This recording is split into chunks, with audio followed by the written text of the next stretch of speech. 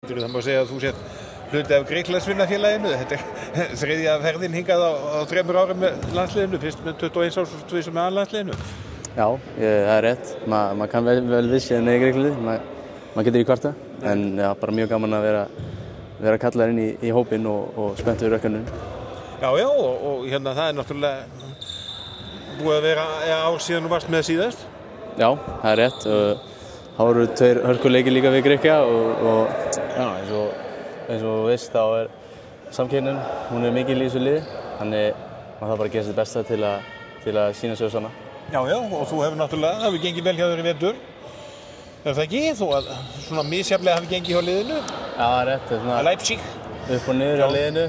Við náttúrulega missum nokkra leikmenn í meiðsli sem er leiðilegt, en það þýðir það bara fyrir hinn að stíga upp og eins og ég fæ mikið að spiltíma og ég verð það bara að sýna fyrir réttlæta mínútur og vera að gera mitt besta til að ná í sem mest stíg.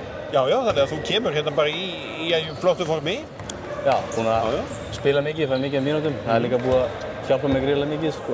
Maður lærir mikið af þessu og spila í þessari deild í Þýskalandi er bara eitt af skemmtilega sem maður gerir. Það er alltaf tróðfullar hallir og já, ég reynir bara að taka eitthvað momentum með mér í þetta verkefni og sjá hvað gerist. Já.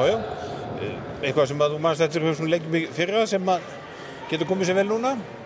Já, bara hörkulið, Grikkir og það verður alveg leikur hérna strax fyrsti leikur við á hérna. En ef við spilum okkar leik og erum 100% fókuseraðir og gerum okkar besta, þá ætti bara allt að ganga upp.